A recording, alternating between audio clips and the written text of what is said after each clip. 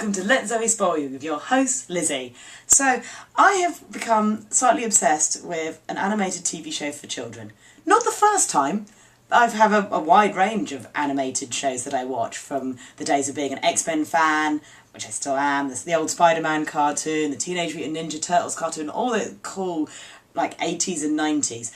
My new obsession is not even anything as classy as Steven Universe or Gravity Falls. No, I've discovered the new ponies. And I'm not entirely sure if I should be horrified of myself or feel really, brave and really proud to be whatever the female version of a brony is. I've totally fallen in love with the My Little Ponies. Basically, this came about as I went to a friend's house and their 4-year-old son was sitting there watching My Little Ponies. And I was like, oh, I remember that from my youth. The new one has very different character designs, but it's colourful and sparkle, and no wonder little children like it, la la la la la. And then I started actually paying attention to what was going on. And what was going on made no sense whatsoever. It was the mentalest thing I'd ever seen.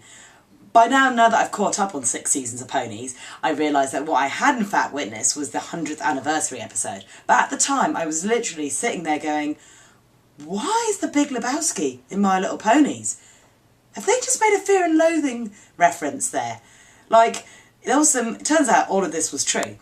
I was so mystified by how these references to classic 18-rated films had made their way into My Little Ponies. I thought, I'm going to start this from the beginning. 2 things I've learnt about My Little Ponies that makes me very proud to be a My Little Pony fan is that it is filled with references to fandoms, TV shows from across the board. There is everything from every fandom. The fact that there's a Doctor Who pony in there, there's a Snake pony at one point. All my science fiction shows have references. There's 2 generations of Sherlock ponies wandering through the background. The fact that the Big Lebowski was in there, they had Quentin Tarantino Pulp Fiction scene and reference for the ponies in it. It's all happening in the background, so it knows that adults are watching it. The best thing about cartoons is when they realise that adults a lot of the time have to sit with their children and watch it. And it's wonderfully fun sitting there and spotting all the little Easter eggs and references to other shows from my generation and continuing on.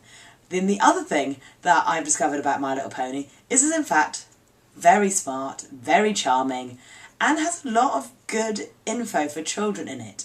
It's full of actual wonderful advice on the nature of being friends, overcoming problems, all these wonderful little nuggets of knowledge that you want children to live by. I remember in the 90s there was a whole spate of cartoons that right at the end of the cartoon one of the characters would stop and go, what did we learn in today's episode?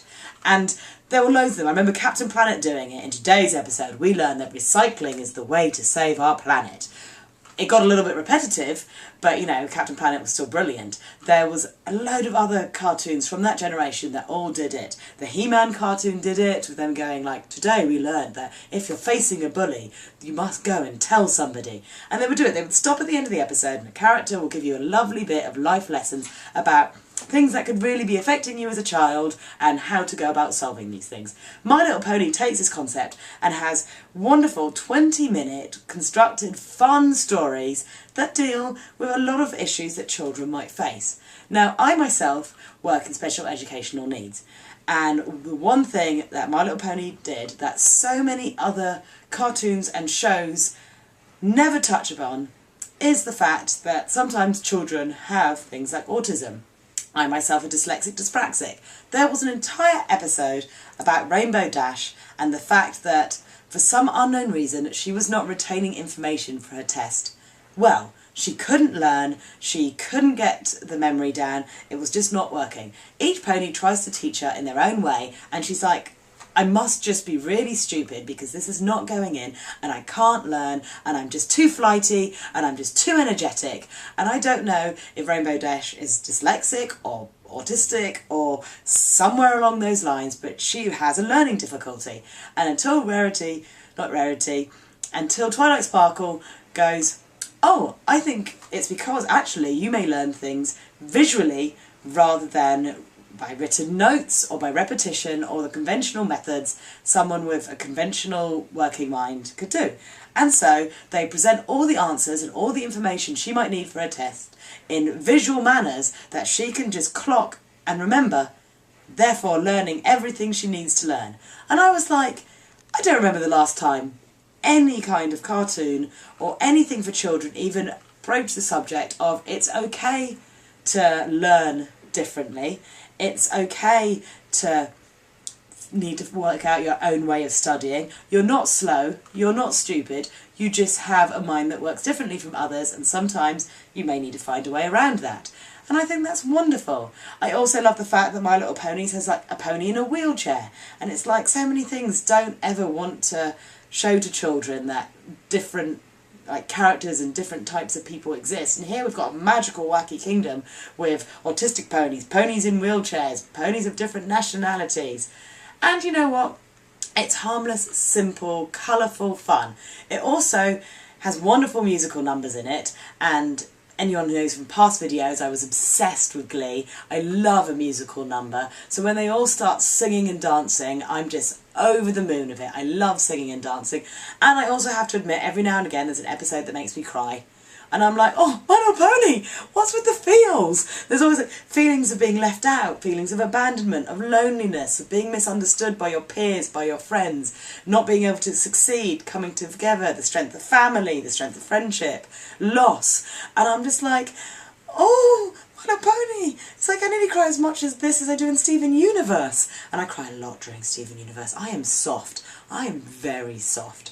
But, you know, I don't think they've made a Disney film I haven't wept through, so it's not surprising that a musical number in My Little Pony can make me burst out into tears. But, alas, I'm really enjoying ponies. It is silly fun. I can see why adults will want to watch it. I actually see why it's quite good that a lot of children watch it. One of the classes, our secondary classes in my school, are now showing the episodes to the students. And at first, the boys were like, I'm not watching My Little Pony, it's for girls. But in fact, they're all watching it. And because they're a class of autistic children, they are finding something in it that they can relate to, and also as a class will talk about it and discuss.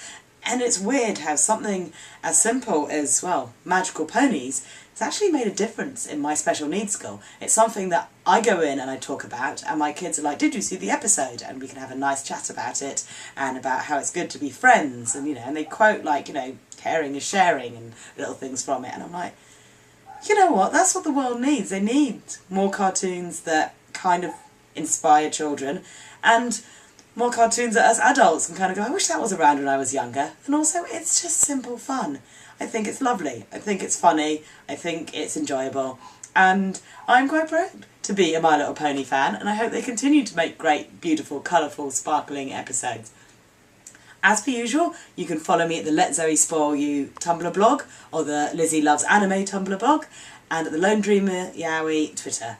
Until next time, see you later.